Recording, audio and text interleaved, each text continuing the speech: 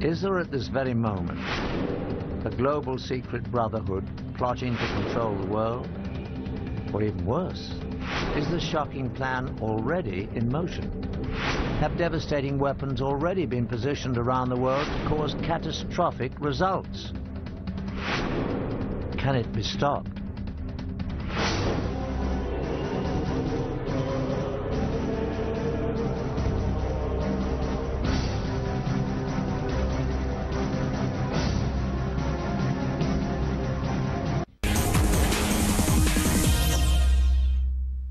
Здравейте и как сте?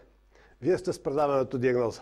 Знаете, че то е единствено и неповторимо при отстояването на истината, свободата и справедливостта, и то не само в българското медийно пространство. Днес ще опитам да ви разкрия истината за всичко, което стана. Имам предвид с поредицата комунистически преврати в Европа от есента на 1989 година, без да бъда изчерпателен. Ще представя накратко какво е комунизмът, откъде произлезе и къде се намира сега неговата световна революция, или ако щете нов световен ред. Най-добре е да тръгне на път из истинската история. Който желае, нека я обозначава с пренебрежителния израз конспиративни теории. Още повече, че сега историята постоянно бива ревизирана. Преди 2 седмици заявиха, че дори режимът във Виши по време на Втората световна война бил сатанизиран и не бил толкова лош. А колко? Дали пък Ленин, Троцки, Сталин, Хитлер, Димитров, Тито, Готвалд, председателят Мао, Живков, Че Гевара, Пол Пот, Буш, Шарон, Путин, Обама и Нетаняху няма да се окажат неразбрани хуманисти? По-добре да започвам. Комунизмът възниква в Юдея като бунтовническо движение. Негови родители са фарисеите. Религиозни опортунисти, които по време на римското господство формирали 2 неща от изключително значение и днес. Първото е Мишна, устният закон, който прераствал в талмудския юдаизъм, властващ до ден днешен и в църквата. Него Исус Христос нарекал фарисейски квас, от който следовниците му трябвало да се пазят. Талмудът е първият устав на комунистическата религия.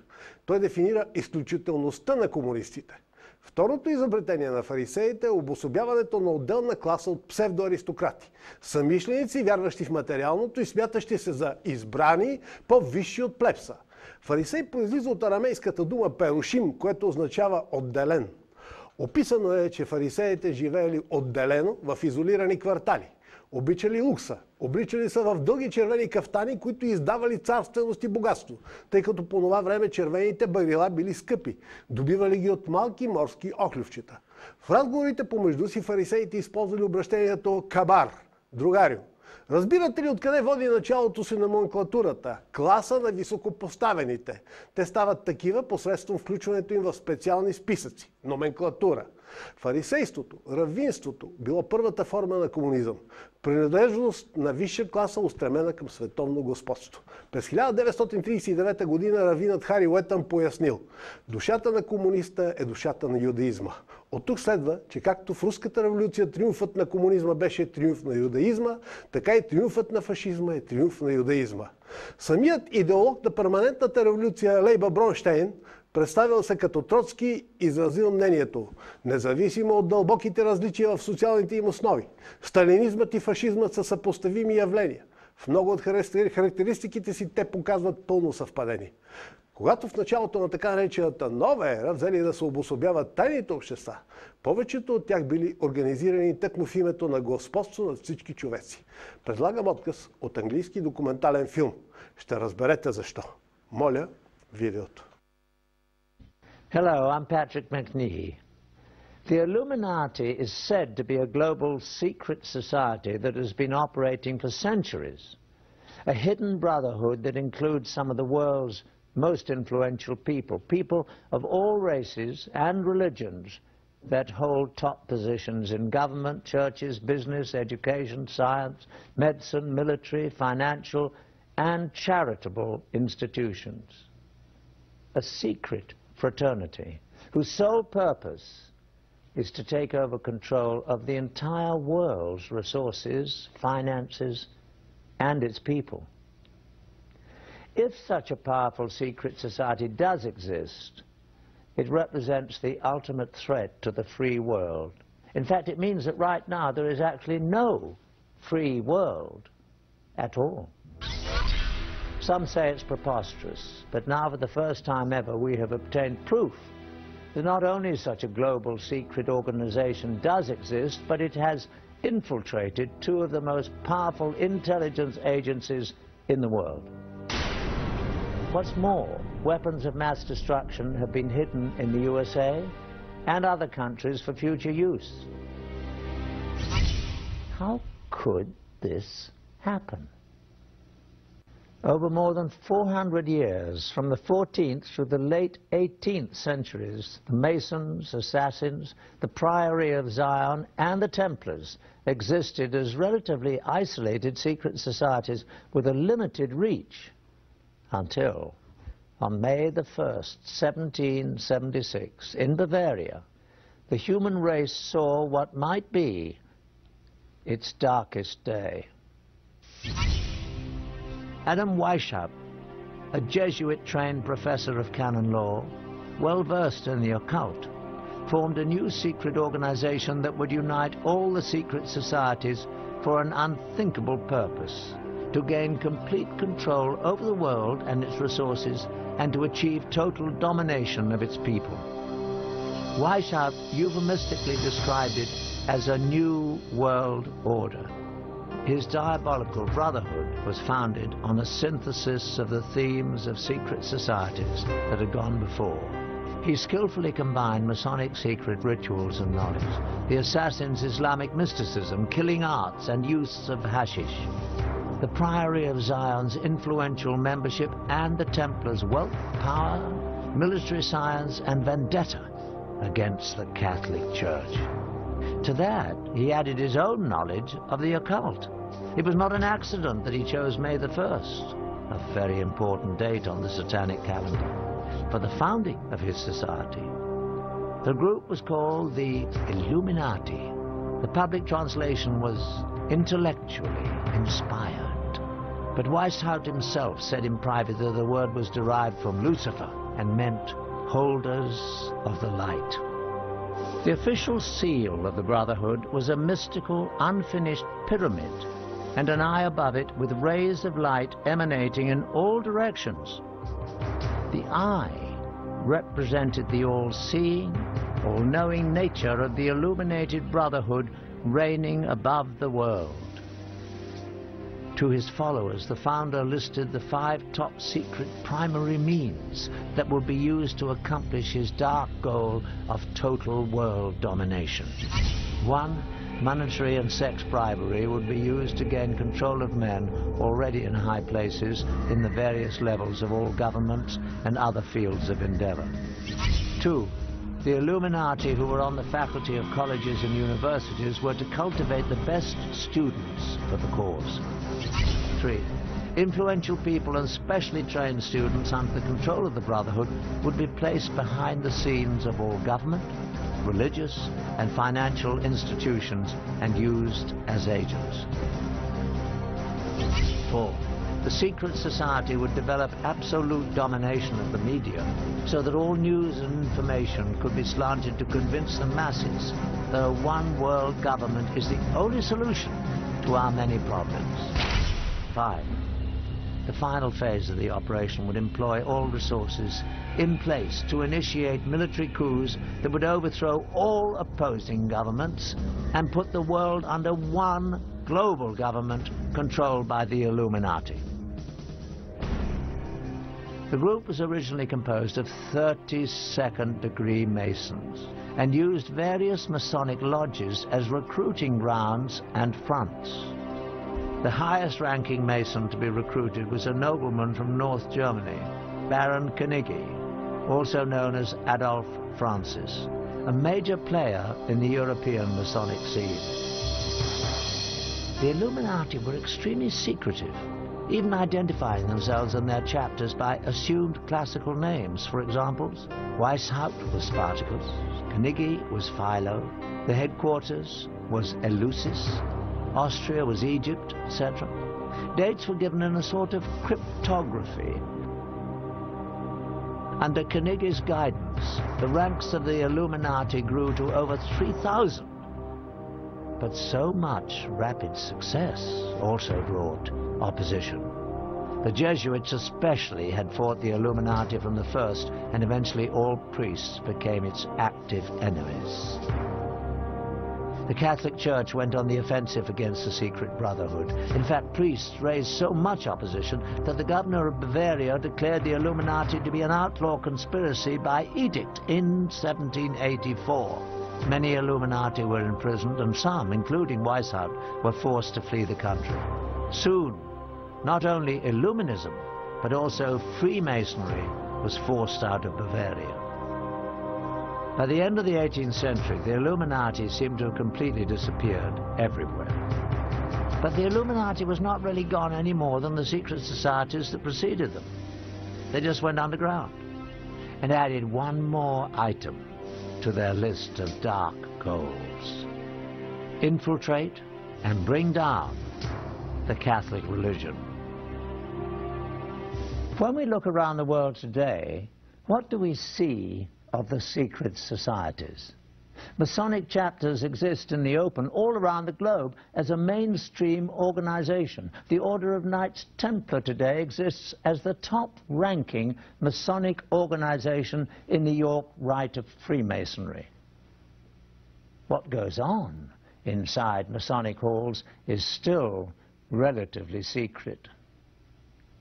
Probably known only to their upper echelon members are the dark rituals, goals, and the vendetta against the Catholic Church. The Masons and Templars have very effectively integrated themselves into the world's most respected societies. Какво представляват партиите и особено комунистическите, освен затворени тайни общества? Нима Маркс, Енгелс и Ленин не издигат като крайна цел създаването на единна световна държава? А кои им продиктуваха съответните политически догми и ги финансираха? Нима не бяха интернационалните банкери, чието ядро до ден днешен е фамилията Ротшилд? Тесногръдо и погрешно е да схващате комунизма като това, което представляваше СССР и неговият концлагер. То е нещо далеч по-различно всеобхватно. Американският публицист Гари Алън беше консерватор, патриот и антикомунист. Той пръв изобличи Хенри Кисинджер като съветски агент. Преди 43 лета, след като анализира младежките бунтове във Франция и САЩ, Пражката пролест, съглашателството между източните и западните елити, родило така наречения ляв тероризъм, Гари Алън обясни същността на комунизма. Стори го в своята най-известна книга, озаглавена "Никой не смее да нарече това конспирация". Авторът достигна до съвсем верни изводи и показа голата истина за усърдно прикриваната действителна природа на комунизма, за неговите методи и цели. Цитирам: "Внимавайте! Обикновено ни казват, че тази клика от свръхбогаташи е съставена от социалисти, защото те имат комплекс за вина заради богатството си, което са наследили, а не са спечелили. Също така, че те могат да облегчат тези предполагаеми комплекси за вина, просто като се лишат от своето незаслужено богатство. Без съмнение се срещат мнозина богати филантропи, на които комплексът за вина е бил вменен от техните преподаватели в колежите. Но това не обяснява действията на посветените, като семействата Рокфелер, Форд или Кенеди. Всички техни действия ги изобличават като люди, които се стремят към власт. А семействата Кенеди, Рокфелер и техните свръхбогати съучастници съвсем не лицемереха, когато отстояваха социализма. Това свръхбогатите да работят в полза на социализма и за унищожението на свободното предприемачество само изглежда като противоречие. В действителност това не е така. Проблемът ни е, че повечето от нас смятат, че социализм е това, в което социалистите искат да повярваме. Програма за разпределение на богатството. Такава е теорията. Но дали тя действа по този начин? Нека изследваме единствените социалистически страни, съществуващи днес на света, съгласно социалистическата дефиниция на думата. Това са комунистическите страни. Самите комунисти ги назовават социалистически държави, както е в наименованието на Съюза на съветските социалистически републики. В него, в реалния социализъм, имате на върха една съвсем тясна олигархична клика, която обикновено не наброява повече от 3% от общото население. Но тя тотално контролира всичкото богатство, цялата продукция и самия живот на останалите 97 на 100. Със сигурност Брежнев не живее като някой от бедните селени от руските степи, но според социалистическата теория се предполага той да прави точно това. Ако човек прозре, че социализмът не е програма за разпределение на богатството, а фактически е метод за укрепване на богатството и за господство над него, тогава онова, което ви се струва като парадокс, свръхбогатите да пропагандира социализма, се оказва, че изобщо не е никакъв парадокс. Обратното, то се превръща в логичния, даже в перфектния инструмент на мегаломаняците, преследващи властта. Комунизмът, или по-правилно социализмът, не е движение на потиснатите маси, а на икономическия елит. В такъв случай планът на посветените заговорници е да социализират Съединените щати, а не да ги комунизират. Край на цитата. Темата на броя на списание Newsweek от 6 февруари 2006 година беше озаглавена красноречиво. Сега всички сме социалисти. А заглавието на корицата на лондонския седмичник The Economist от 21 януари 2013 година гласеше: възходът на държавния капитализъм. Държавният капитализъм е онова, което експериментираха върху нас. Все повече световно признати икономисти говорят за корпоратокрация, което ще рече власт на корпорациите. През 1976 година показаха това в един игрален филм. Един от неговите епизоди разкрива всичко, и то без лицемерие и ефемизми. Моля, третото видео.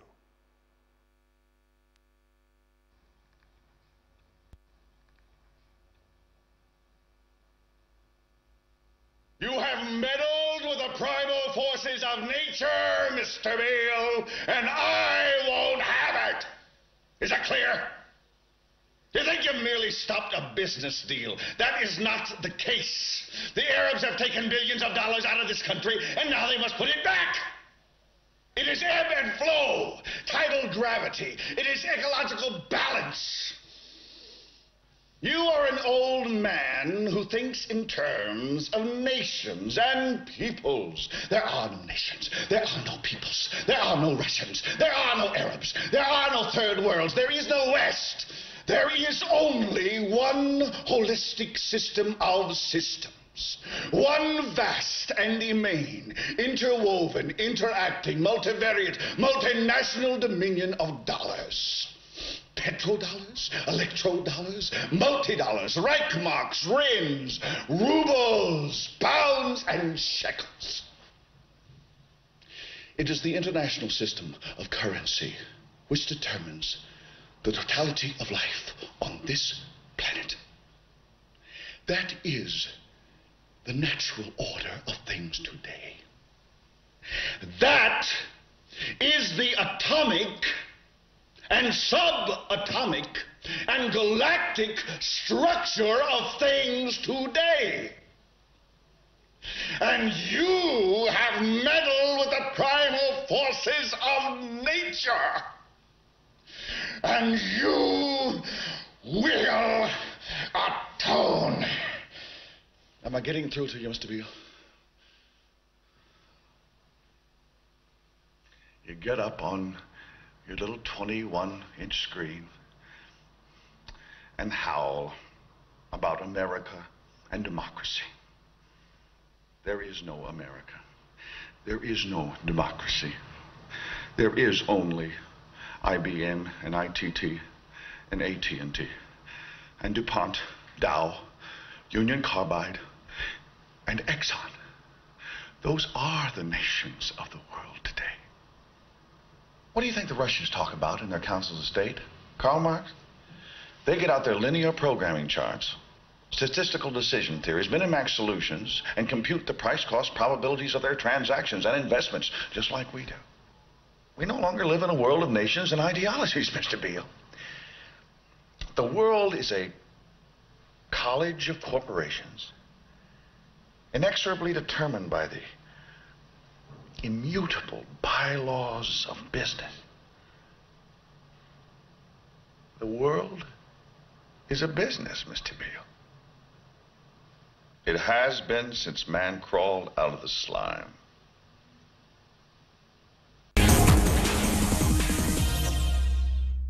Да, светът е бизнес. В него за човека има все по-малко място. Да вземем САЩ. През отиващата си 2014 година разходите за управлението на държавата се очаква да достигнат 41,6% от брутния им вътрешен продукт. Преди 5 години 165 милиона от общо 308 милиона американци или 53,6 на 100 от населението зависеха от помощите на федералното правителство. Година по-късно, през 2011, онези, които са разчитали на администрацията в Вашингтон за да оцелеят, вече са съставлявали 69,4% от всички жители на съветските американски щати. Световната революция продължава. Тя премина през така наречените нежни и цветни варианти. Как се стигна до промените в Източна Европа? Не се заблуждавайте. Бичът на тоталитарната система можеше да плющи още по гърбовете ни. Само преди 12 дни щяхте да манифестирате пред мавзолея в чест на Октомврийската революция и даже хоро да играете. Решението за отмяната на всичко това дойде от другаде. Нито ние, нито управниците ни имат нещо общо с него. Предлагам да гледат това с отказ от документален филм на BBC. Моля, четвъртото видео. In March 1984, Yuri Andropov died. His successor, Konstantin Chernenko, was too frail to start a dialogue. The West looked for some small sign of change. We needed to try to search out the people who would guide the Soviet Union after Brezhnev, after Andropov. And looking around, there were about 2 or 3 possible people in terms of age and seniority. We dispatched invitations to all 3. It was pure chance that Gorbachev was the one who accepted first. When Gorbachev came to the United Kingdom, he indeed brought his wife, and that was one of the first signs that we were dealing with someone quite different. Soviet leaders very, very rarely travelled with their wives anywhere. I'm cautiously optimistic. I like Mr. Gorbachev. We can do business together. We both believe in our own political systems. He firmly believes in his, I firmly believe in mine. We're never going to change one another. We better hang on from them. March 1985. Konstantin Chernenko was dead. At his funeral, world leaders paid their respects to Mikhail Gorbachev and weighed up the new, younger man in charge of the Soviet Union. George Bush was there. As vice president, he was head of our delegation. When we walked out of that meeting, I said to George, I said, this is a very different Soviet leader than any we've seen before. Russians, too, noticed the difference. Gorbachev was greeted with great enthusiasm. Everyone cheered in our institute. We were all pleased that such an energetic and educated person had become the new Secretary General of our Communist Party. We expected a miracle. We thought he was the Messiah who had come to introduce change. The state of the Soviet Union and its society could be described very simply with a phrase used by people across the country. We can't go on living like this any longer. That applied to everything. The economy was stagnating, there were shortages, and the quality of goods was very poor. Gorbachev took over a superpower sick with social breakdown, corruption in the Communist Party, and alcoholism.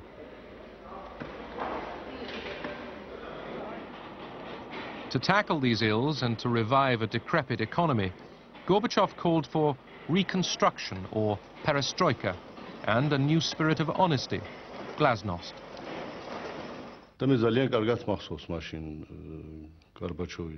I remember very clearly what Gorbachev said at that time. He said, there are 2 roads we can take. We can either tighten our belts very, very tightly and reduce consumption, which the people will no longer tolerate. Or we can try to diffuse international tension and overcome the disagreement between East and West, and so free up the gigantic sums that are spent on armaments in the Soviet Union.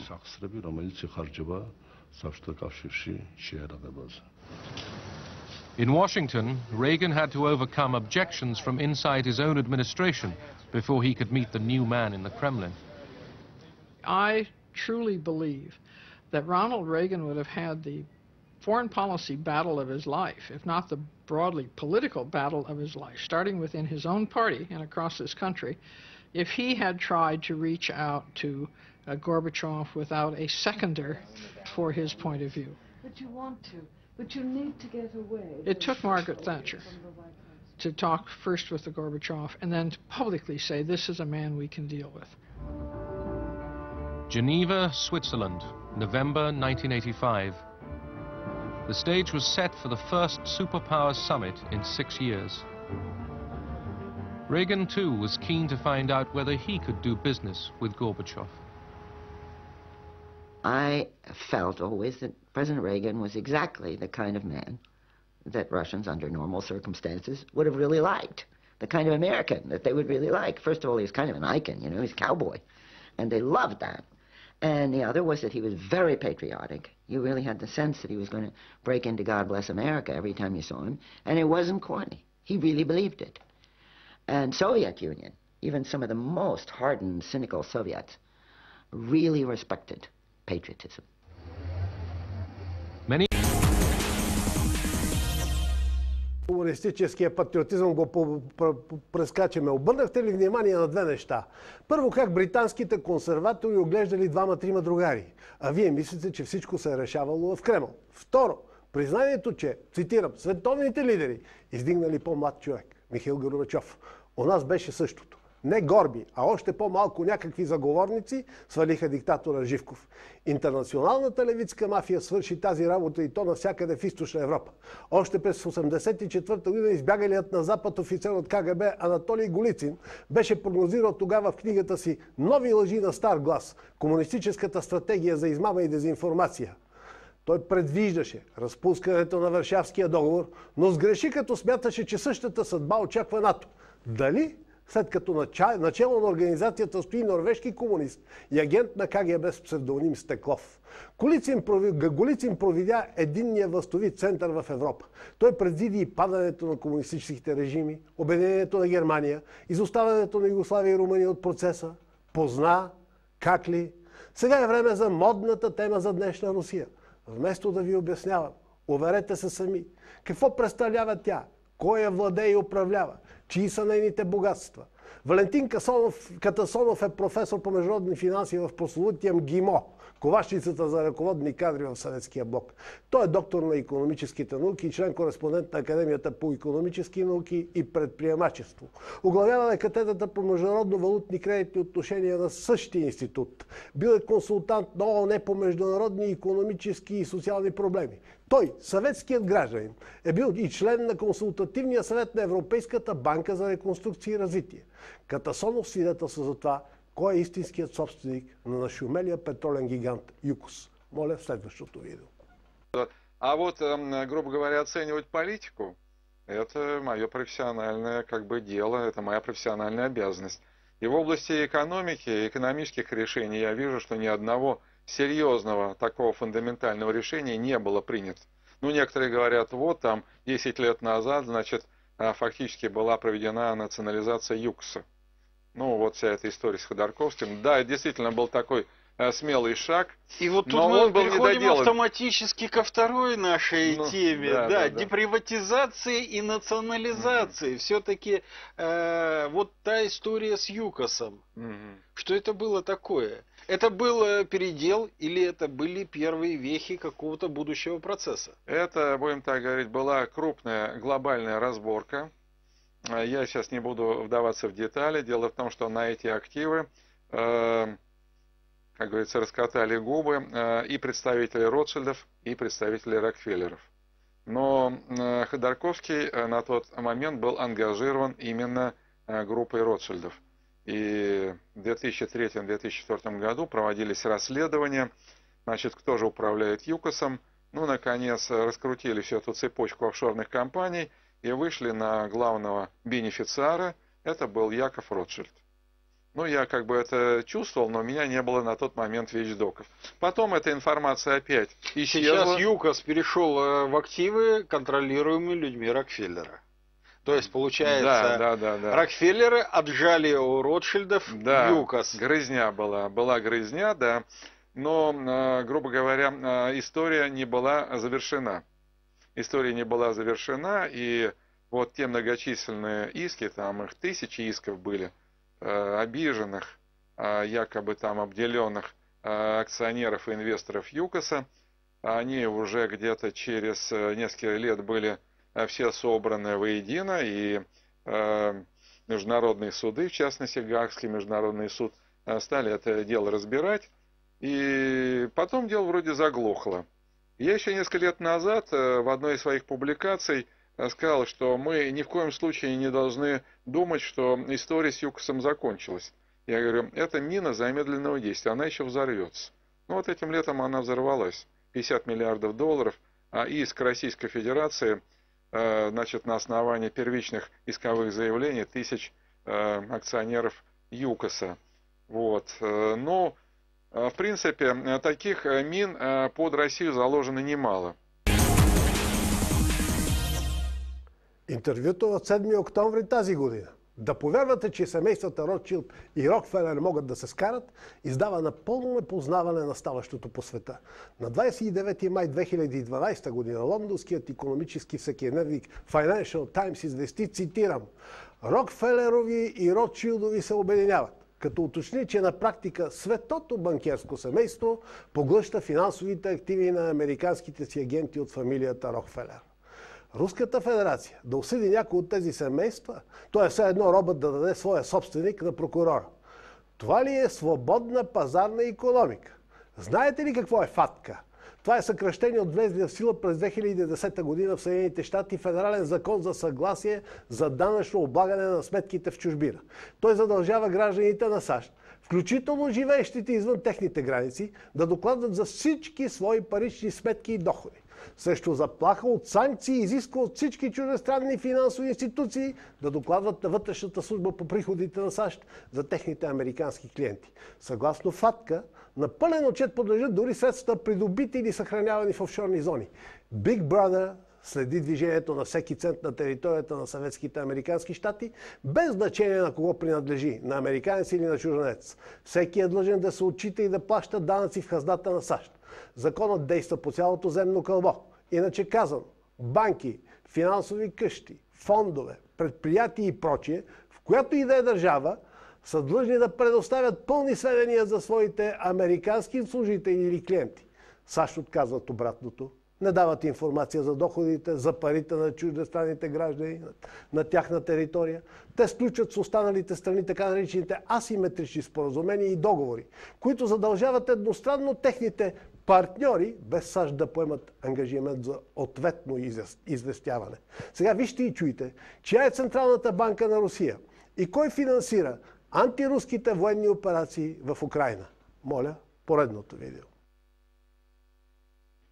Значит, где-то в конце 2013, начале 2014 года прошла скупая информация через средства массовой информации о том, что у Медведева проходило некое совещание, и на совещании в том числе затрагивался вопрос подготовки соглашения по ФАТКе.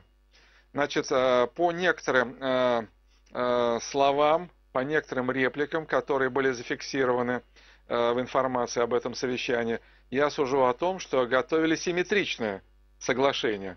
Ответственный за подготовку симметричного соглашения был Минфин. Ну и вот, значит, вроде бы была некая затяжка. Премьер задал вопрос, значит, а что вы там такое делаете? Ну и была такая вот команда типа того. Вас просят делать закон, то есть соглашение под ФАТКу. Вот вы и делаете соглашение, которое требует закон ФАТКа, а ничего сверх того не делаете. То есть моя расшифровка этой информации такова, что Медведев дал команду готовить асимметричное соглашение. То есть фактически наши, будем так говорить, налоговые уклонисты, они также будут оставаться в тени. То есть у нас был великолепный случай сохранить свое лицо, политическое лицо, подписав соглашение, и при этом действительно решив проблему налоговых уклонистов. Ну, а дальше события развивались таким образом, что был Майдан, была февральская революция. После этого где-то в марте месяце Соединенные Штаты заявили, что они прекращают переговоры по этому соглашению. И в настоящее время наши банки в подвешенном состоянии. Мне известно, что Тихо и САПа и некоторые наши ведущие банки, например, Сбербанк, Внешторгбанк, они напрямую зарегистрировались в американской налоговой службе. А если они зарегистрировались в американской налоговой службе, значит, фактически у них два хозяина появляются. По крайней мере, два хозяина. Это Неглинка, Центральный банк, и налоговая служба Соединенных Штатов. А это, с точки зрения экономической и не только экономической безопасности, недопустимая ситуация. Вот, кстати, интересная вещь. Буквально вчера здесь же звучала такая информация, что счета Сбербанка, на которые собирают деньги для ополчения, постоянно блокируют. Совершенно верно.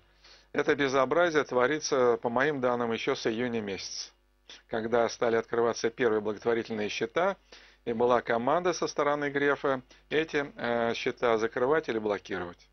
А якобы ссылаясь на то, что если мы не блокируем эти счета, то фактически нас тогда обвинят в том, что мы занимаемся финансированием терроризма. Конечно, Греф напрямую не говорил, но понятно, что в переводе на русский язык это означает, что мы не можем не блокировать эти счета, потому что мы тогда окажемся под дамокловым мечом американских санкций. То есть второй хозяин? Второй хозяин, даже еще без каких-либо подписаний, соглашений, даже без вступления в силу законов ФАТКА в отношении российских банков, это еще июнь месяц, они уже бежали впереди паровоза, и они уже... Но ведь Сбербанк это отчасти и государственный банк с огромной долей собственности именно России. Государство. Да, это собственность России, но вот говорить, что это государственный банк, здесь требуются определенные оговорки. Дело в том, что ключевым акционером Сбербанка является Банк России. А у Банка России, как вы знаете, особый статус. Формально, да, значит, уставной капитал Банка России это государственный капитал, но формально это не институт государственного управления, это не орган государственного управления. Это кошка, которая гуляет сама по себе. Ну, вернее, на поводке Федеральной резервной системы. Совершенно верно. Я уже не озвучиваю сакраментальную фразу, что это филиал Федеральной резервной системы. Кошка, которая гуляет сама по себе, фактически получается, что Сбербанк это дочерняя структура филиала Федеральной резервной системы. Я бы так выразился. Ну а о каком экономическом суверенитете в этом случае можно говорить? И о какой экономической войне? Ведь получается, что мы уже оккупированы. Совершенно верно. Поэтому я призывал руководство нашей страны, прежде всего, принять необходимые упредительные меры в части, касающейся банковской системы. Ну, поскольку, значит, наши российские банки были замечены, будем так говорить, в антигосударственной деятельности, я прямо квалифицирую их акции как антигосударственную деятельность. Что я имею в виду? Я имею в виду, что, скажем, тот же Сбербанк и ВТБ в июне месяце выступали андеррайтерами по размещению войскового займа на Украине. То есть они, значит, осуществляли размещение тех облигаций, с помощью которых предполагалось финансирование так называемой АТО, антитеррористической операции на юго-востоке Украины. То есть, получается, Россия финансирует АТО Украины? Совершенно верно, совершенно верно. И я по этому поводу, естественно, бил во все колокола. Надо сказать, что почему-то мой крик был услышан в Киеве, а не в Москве. А в Киеве некоторые депутаты Верховной Рады обратили внимание на такого экстремала, как профессор Катасонов. Потому что в заключении своей статьи я говорил, что нам необходимо немедленно выведение наших банков с территории противника. Ну, сегодня буквально в Верховной Раде озвучили проект закона, по которому вся движимость Российской Федерации на территории Украины может быть экспроприирована. Ну, все правильно, на войне как на войне. Я еще в июне месяце сказал, что надо все-таки говорить в все своими словами, называть все своими словами. Идет война. Не Россия с Украиной, идет необъявленная война России с Соединенными Штатами, которые ведут эту войну с оккупированной территории Украины. И тогда все становится на свои места. И тогда, естественно, на территории, которая оккупирована Соединенными Штатами, российские банки находиться не должны. Они будут работать на противника, на нашего геополитического противника. Ну, в общем-то, с одной стороны страшно, а с другой стороны это отрезвляет, но и ставит новый вопрос. Почему вас не слышат в Москве? Почему вас не слышит Путин? Мне трудно сказать, а почему, скажем, не всегда информация, которая озвучивается в студии Нейромир ТВ, доходит до лиц, принимающих решения. Ну, раньше как-то лучше доходило, а вот в последнее время стена глухая. Вы знаете, слишком много, будем так говорить, представителей пятой колонны там, на Олимпе нашей власти, которые делают все возможное и невозможное, чтобы эта информация не доходила до первого лица. Вы думаете, что первое лицо ничего этого не знает и пребывает вот в неведении? Ну, безусловно, он находится в определенной информационной блокаде, может быть, еще какие-то виды блокады, мне трудно сказать. Но то, что он не обладает полнотой информации, а, соответственно, некоторые его шаги, они не очень понятны и не очень логичны, один шаг противоречит предыдущему шагу. Они нелогичны с нашей точки зрения. А может быть, с какой-то иной они вполне логичны? Может быть. Но, скорее всего, такие нелогичные шаги, они возникают в результате того, что подают ту информацию, которая в данный момент более выгодна нашему геополитическому противнику. Я называю все своими именами. Достаточно много агентуры геополитического противника в окружении Путина. Катасонов е бил преподавател на Путин. А сега чуйте какво представлява настоящето руско управление, начало с героизирания и сатанизирания от умниците по света президент Владимир Путин. Моля следното видео. 20 лет назад произошло действительно трагическое событие в нашей истории. Конечно, это одна из вех, но после этого действительно страна начала быстро катиться вниз, и фактически я еще предлагаю тоже пользоваться русским языком. Такое небольшое отклонение. Макроэкономика, макроэкономическая и так далее. Это слова не нашего словаря. Я даже могу сказать, что в основном это лексика. Она к нам проникла, когда появились учебники по монетаризму. Даже высшая школа на Западе не очень часто пользовалась словом макроэкономика. Так что это тоже вот как бы проявление тех негативных процессов, которые захватили наше общество. Так я могу поставить диагноз, используя русскую лексику, что фактически страну последние 20 лет превращали и превращают в колонию. Соответственно, если мы будем называть все своими словами, то тогда мы должны говорить не правительство, а колониальная администрация. А если мы понимаем, что речь идет о колониальной администрации, то какие-нибудь челобитные писать в адрес этой администрации совершенно бесполезное и бессмысленное дело.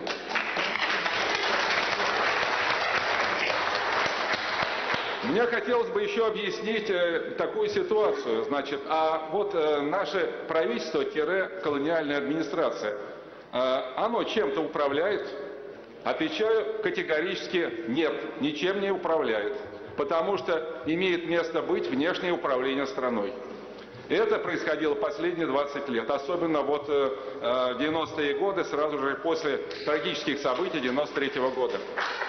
Я как экономист могу объяснить, как устроен этот механизм. Прежде всего, через Центральный банк. Через, будем так говорить, вот такое безграничное накопление валютных резервов, фактически Центральный банк обслуживает интересы Федеральной резервной системы. Фактически это филиал Федеральной резервной системы. Если мы не поймем этого, если мы действительно не наберемся мужества и силы для того, чтобы сдвинуть с мертвой точки этот болевой вопрос, ставка рефинансирования – это симптомы болезни. Самая главная причина – это модель денежной эмиссии, это валютное управление, это currency board. Дальше. Офшорный характер экономики. Как правительство наше может управлять экономикой, если практически 90% активов крупного и среднего, будем так говорить, капитала, предприятий, они выведены в офшоры. Правительство делает вид, что оно чем-то управляет. И можно дальше продолжать. Можно говорить, скажем, о тревожной тенденции роста корпоративной задолженности в России. Причем эта задолженность внешняя. Ну, в общем-то, последние десятилетия наблюдается так называемая неакционерная форма контроля над предприятиями. Эффективнее и менее рисково использовать кредитные формы управления. Практически это выпадает из поля зрения. Я мог бы долго говорить, но резюме такое. Имеет место быть внешнее управление экономикой. Поэтому наши апелляции к нашей власти, они совершенно неэффективны, мягко выражаясь. Предлагам сега вкратце да видим защо на товарищ Путин не му мига окото от Запада и от неговите санкции. Моля, следващото видео. Why isn't Vladimir Putin afraid of the West? Let's just first be clear about how Russian corruption works. Like, the center of Russian corruption isn't in Moscow. The center of Russian corruption is in British tax havens, London property, Swiss banks and Austrian bank accounts and property all over the European Union. Russian corruption works like this. Huge amounts of money, billions and billions, are extracted out of the Russian budget and Russian state companies, and then they are brought to Western Europe to be secured. And over the past 10 years, Putin has watched how Western European elites, desperate for money in an era of low growth, have been willing to launder this money. And this has convinced him that Europe will do absolutely nothing to kill the oligarch golden goose that feeds it. And he's absolutely confident that Europeans will not impose banking restrictions, they'll not impose visa restrictions, and they'll certainly not do anything to close down their profitable tax havens. Putin thinks the West has changed. He thinks the West was a crusading alliance 25 years ago, but today the West has the morality of a hedge fund. Make money and move it offshore. Имам още много неща да ви покажа, да ви разкрия какво представлява корпоратокрацията, какво представляват съветските американски щати. В уводите на следващи предавания ще опитам да го представя. Но сега, малко преди да се разделим на финала на този обзор, няма как да не ви представя високата ерудиция на западните образци, новите хора, глобалистите. Джо Кърнър е водещ на популярно сутрешно предаване за икономика в една от американските национални телевизии CNBC. Преди това 10 години е бил посредник на фондовата борса в Нью-Йорк. Сетне ще зърнете и ще чуете за кратко на вероятна героиня. Казва се Джен Псаки и е говорителка на Държавния департамент, Министерството на външните работи на САЩ. Сега тя е нещо като тукашния Гошо Тъпато от ранното СДС. Но там никой не смее да я иронизира открито, поради страх от големия брат. Колко е акълът на тези двамата, убедете се, като ги видите и чуете сами. Моля, уважаеми колеги, видеото. The weaker euro meant in terms of tourism? Yes, so I think Ireland's a very globalized economy, so we looked at what's happening here as much as we do to what's happening in Europe, and we looked at what's happening in growth. You have pounds anyway, don't you, still? We have euros. You have euros in Ireland? We have euros, yes, which has... Why you have euros in Ireland? A strong recovery. Why wouldn't we have euros in Ireland? Huh? I'd use the pound. No, we've had the euro for some time, and we're very happy with it. What about Scotland? I was using Scottish... Scottish pounds, yeah. Scottish pounds? So they use sterling. They use sterling? They use sterling, but we use euro. What? Why would you do that? Why wouldn't we do that? Why didn't Scotland? No wonder they want to break away. Part of the UK, we're not. Aren't you right next to... We're very close, but entirely separate, as you know. Sort of the same island, isn't it? And in the north of Ireland, they have sterling, but... They do? We use euro, yes. Is you know, there are flows of natural gas, I should say, that go through from Western Europe through Ukraine to Russia, and we are... Това успях да ви представя днес. Някой ден ще продължа с нови факти. А следващата сряда ще ми гостува политическият затворник на комунизма, кандидатът за президент и партиен лидер на закрита вече партия Петър Гогов. Отново каня Георги Атанасов от вестник Уикенд. Заповядай, за да научиш истината. Може пък и да се освободиш от комунизмичките, с които е задръстено съзнанието ти. На вас препоръчвам да се усмихвате и обичате. И тогава, нали знаете, и Бог ще ви паси. До следващата сряда.